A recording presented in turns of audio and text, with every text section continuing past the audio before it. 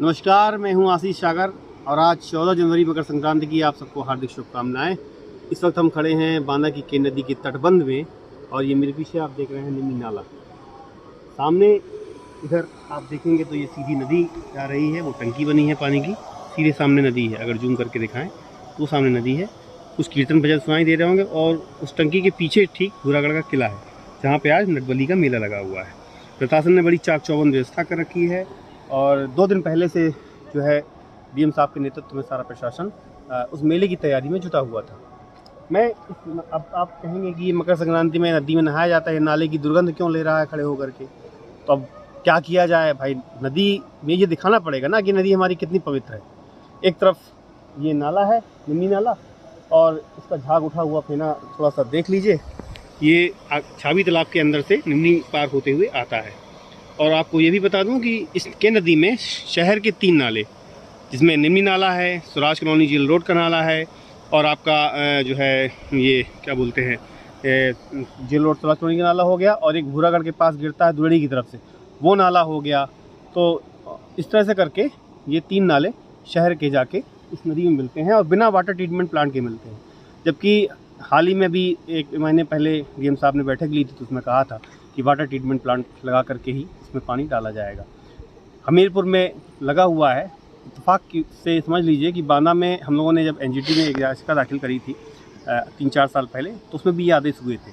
लेकिन नगर पालिका कार्यकाल अध्यक्ष महोदय का लगभग 1 साल तो हो ही रहा होगा, 1 साल से ज़्यादा हो रहा होगा, अभी तक वो चीज़ें कागज़ में आगे नहीं बढ़ी, ना ही नाले ढके गए।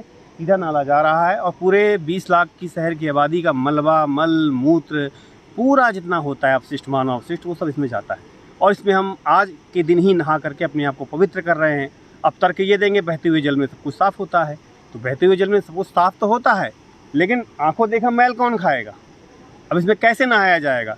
तो खाली भजन कीर्तन करने से, नदी की आरती करने से, जो हमारे हर हफ्ते मंगलवार को की जाती है कि नदी की आरती, इन चीज़ों से नदी साफ़ नहीं होने वाली। इसी तरह से आपने गंगा में, इलाहाबाद में हज़ारों करोड़ रुपए मार्केटिंग पे खर्च किया है, विज्ञापन के नाम पे खर्च किया है, पूरे इलाहाबाद शहर होल्डिंग से पटी पड़ी है। और लेकिन हम एक गंगा को नमामि गंगे से शुद्ध नहीं कर पाए। हज़ारों करोड़ रुपए गंगा को शुद्ध करने में खर्च कर दिया गया। कानपुर से लेकर के इलाहाबाद तक गंगा की आप दूसरा देख लीजिए। 1954 में जब इलाहाबाद का, कल हम एक वीडियो देख रहे थे कुंभ का, तो इतना पवित्र, इतनी साफ़ थी गंगा। कोरोना काल के 2 साल के लॉकडाउन में गंगा ने अपने आप को साफ़ कर लिया था। जब मानव नदी से दूर हो जाता है, नदी के कैचमेंट एरिया से दूर हो जाता है, तो नदी साफ़ हो जाती है। इलाहाबाद में हमने सब कुछ किया, लेकिन हम गंगा को साफ़ नहीं कर पाए, हम के नदी को साफ़ नहीं कर पाए, हम हिंदुस्तान की किसी नदी को साफ़ नहीं कर पाए। तो आज आध्यात्मिक दिन है, आज नदियों में स्नान के पर्व का दिन है, आज सूर्य देवता को प्रणाम करने का दिन है। तो हम सबको प्रणाम करें, लेकिन हम एक बार सोचें कि हम इस देश की नदियों के साथ में जो मजाक और उपहास कर रहे हैं, वो इस देश की संस्कृति को कहाँ ले जाएगा। अगर अध्यात्म बाजारीकरण की गिरफ्त में आ जाएगा तो अध्यात्म धंधा बन जाएगा, ना कि वो आस्था बन जाएगा।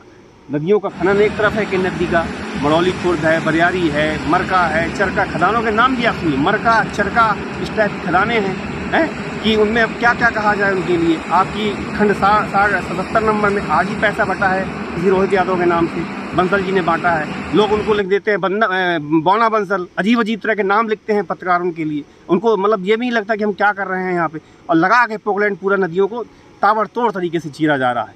तो सोचिए और सवाल करिए अपने आप से कि आज 14 जनवरी 2025 है, और जब आपका बच्चा जो आज जन्मा होगा इस देश के अंदर और या इस बांदा के अंदर, जब भविष्य में बड़ा होगा, तो क्या इस नाले को देख करके या इस मरती हुई नदी को देख करके वो आप पे खुशी मनाएगा या दुख मनाएगा कि हमारे बुज़ुर्गों ने, हमारे युवाओं ने इस नदी को किस हाल में छोड़ा था कि आज उसका पीने का पानी तक हमें मुनासिब नहीं हो रहा है। नमस्कार।